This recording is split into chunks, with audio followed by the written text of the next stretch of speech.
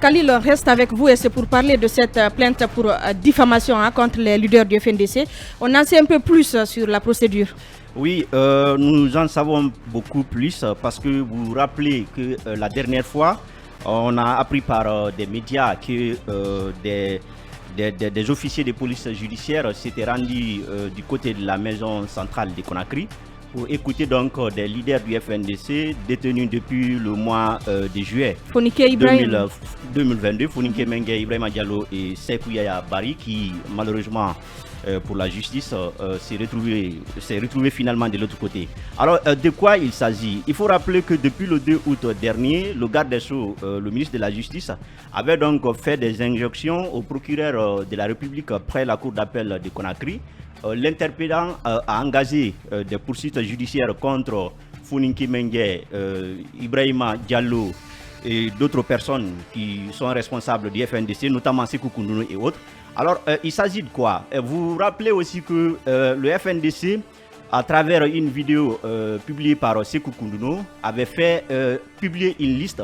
Dans cette liste, il présentait 13 personnes du CNRD comme étant membres, étant cerveau de la répression des manifestations. Donc, dans cette déclaration, le FNDC interpellait non seulement les Nations Unies, Amnesty International et beaucoup d'autres institutions internationales qui se battent donc pour le respect des droits humains dans les États, pour essayer d'interpeller les membres du CNRD.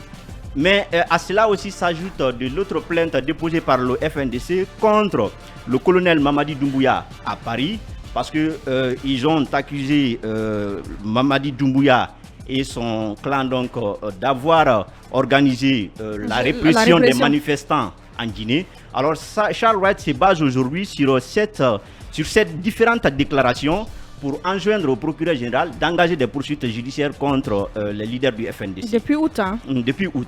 Maintenant, il y a quand même des éclaircissements à faire parce que d'abord, le premier pan qu'il faut soulever, c'est que Charles Wright enjoint le procureur général d'engager des poursuites sur la base de l'article 37 du Code pénal. Alors, il s'agit de l'interdiction, par exemple, des manifestations. Vous savez que l'article 621 du Code pénal interdit, exige que les manifestations soient déclarées avant donc l'organisation. Donc, si vous organisez des manifestations alors que ces manifestations sont interdites par les autorités ou alors ces manifestations n'ont pas été déclarées, il faut comprendre que c'est une violation de l'article 637 de la loi que j'ai citée. Mais de l'autre côté, il y a la responsabilité aussi des crimes commis lors des manifestations. Charles Wright soulève également, il enjoint au procureur général d'engager la responsabilité des poursuites contre les membres du FNDC pour engager les responsabilités sur la base, n'est-ce pas, de l'article 633 qui prévoit donc la responsabilité des délits et crimes commis lors des différentes manifestations. Donc aujourd'hui, si les membres du FNDC ont été entendus à la maison centrale de Conakry, il faut comprendre que c'était rien que pour ces faits. Maintenant, nous allons revenir sur les motifs qui ont, peut-être moi à ma manière, qui ont motivé le ministre de la Justice d'engager des poursuites judiciaires contre ces personnes. Il engage tous les jours des poursuites. Oui, mais pourquoi c'est maintenant ce dossier est revenu sur la table? Pourquoi il y a longtemps ça a été engagé, mais on ne l'a pas joint à d'autres procédures qui sont aujourd'hui et qui concernent aujourd'hui les membres du FNDC. Et c'est ce que je vais vous expliquer. D'abord, il faut comprendre que les membres du FNDC sont poursuivis, comme je l'ai cité, sur la base de l'article 637. Il faut comprendre qu'ils peuvent être condamnés. S'ils étaient présentés aujourd'hui à un juge, il faut s'assurer que rien ne peut empêcher que leurs responsabilités soient engagées. Parce que la loi dit que lorsque l'autorité chargé de l'ordre public interdit une manifestation, si vous voulez réellement contester cette manifestation, vous n'avez pas d'autre recours que d'aller devant la Cour suprême. Mais lorsque vous manifestez en violation de cette interdiction, vous commettez donc l'infraction punie à l'article que j'ai indiqué. Maintenant, ce qu'il faut quand même dire, vous savez, cette infraction est punie d'un emprisonnement de 6 mois à 1 an, c'est-à-dire 6 mois minimum et 1 an maximum. Ce qui veut dire que si les membres du FNDC doivent être condamnés pour avoir organisé une manifestation interdite ou alors une manifestation non déclarée, ils commettent cette infraction qui peut être punie de 6 mois ou bien à 1 an. C'est-à-dire on ne peut pas les punir en dessous de 6 mois et on ne peut pas les condamner au-delà d'1 an. Mais ce qui se passe aujourd'hui, les membres du FNDC, je rappelle qu'ils ont été arrêtés, je commence par le leader Foninké Mengue, ils ont été arrêtés le 30 juillet 2022.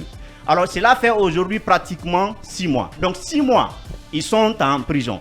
S'ils sont présentés devant, parce qu'il faut comprendre qu'il y a une pression qui pèse aujourd'hui sur non seulement le ministre de la Justice, mais aussi aux procureurs qui ont engagé cette procédure-là. Vous pensez qu'on va se servir de cette procédure-là finalement pour aller vers... Oui. Accordez-moi le temps d'expliquer parce que c'est très important.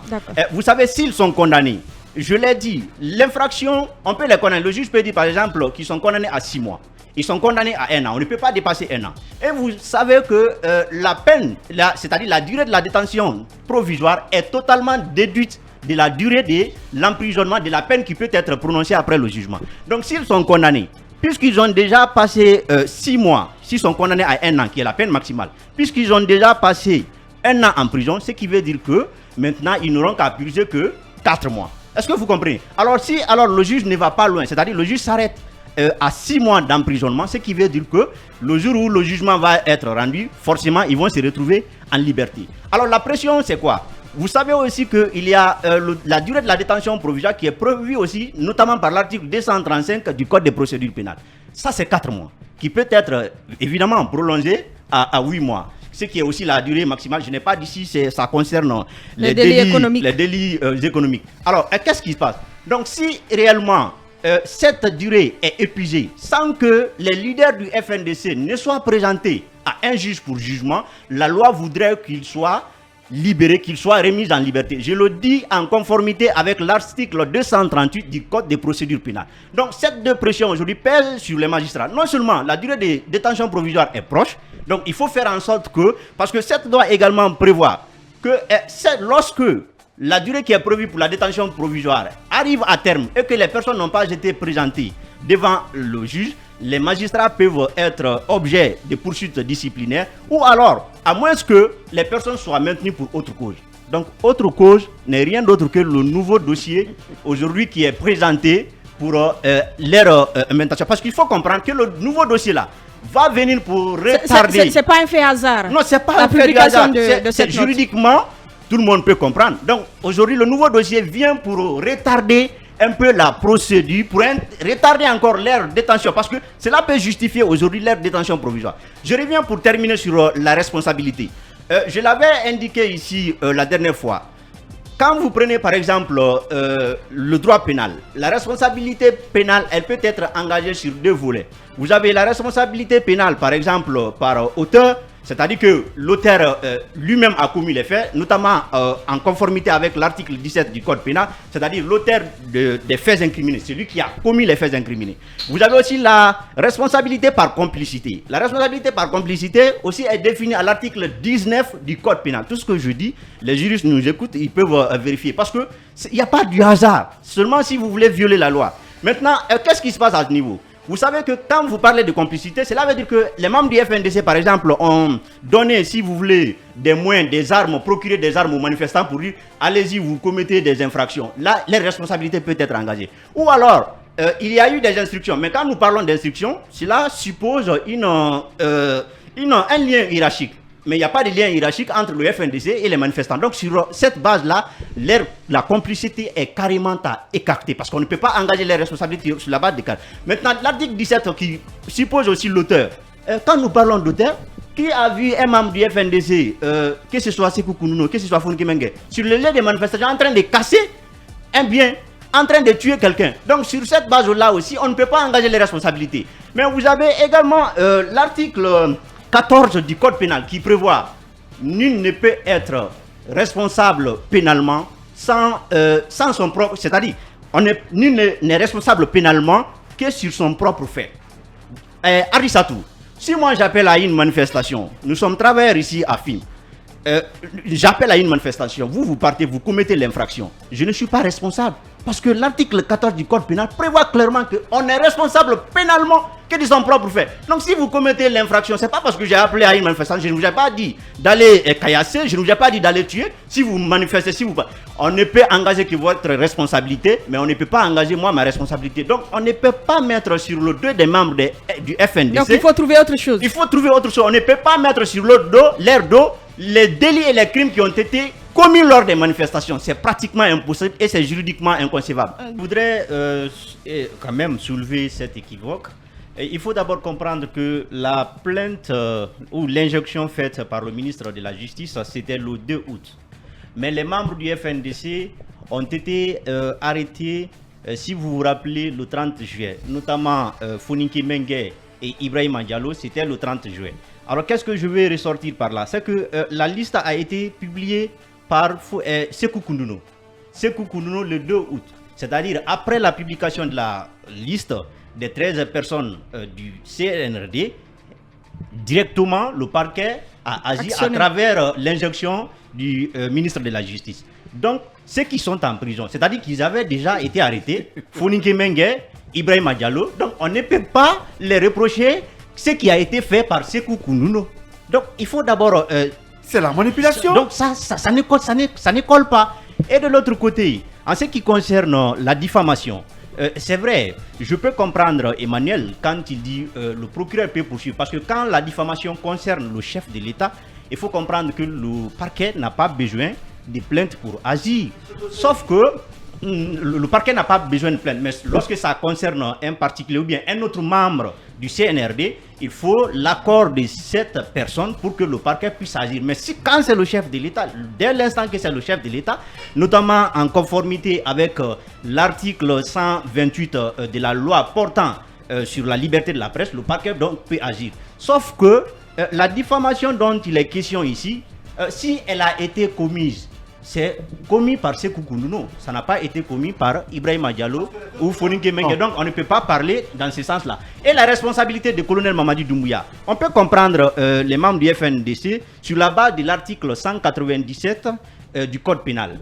Cette loi prévoit la responsabilité de l'ordre hiérarchique. C'est-à-dire qu'un chef militaire ou une autorité supérieure, lorsque des faits sont commis par ses subordonnés ou par des personnes sous sa responsabilité, bien sûr, lorsque cette autorité a donné des instructions ou a donné des ordres de commettre cette infraction, donc elle peut être mise en cause. Ou alors, elle n'a pas donné l'ordre de commettre les infractions, mais lorsqu'elle n'a pas pris les mesures nécessaires pour empêcher à ce que les infractions ne soient pas commises, et bien sûr que l'autorité engage sa responsabilité. Donc, d'une manière ou d'une autre, on peut dire qu'on ne peut pas écarter carrément la responsabilité des chefs militaires, notamment de l'État, notamment colonel Mamadi Doumbouya qui est à la tête. Donc, le dossier est absolument vide. Je pense qu'on a beaucoup de choses à faire. Lincoln parlait des prisonniers à l'intérieur du pays. Charles Wright devrait s'occuper de ça. Il s'occupe déjà de ça. Oh, oui, mais qu'il continue. C'est l'essentiel. C'est l'essentiel. Il faut laisser. Reconnaissez les efforts de Charles. C'est l'essentiel. Mais il faut laisser ceux qui n'ont pas commis d'infraction. Il faut les remettre en liberté. Je suis d'accord. Ils peuvent être condamnés sur la base de l'interdiction parce qu'ils ont quand même bravé l'interdiction. Ils peuvent être condamnés sur la base de cela. Mais ils ont déjà épuisé. Mais il y a quand même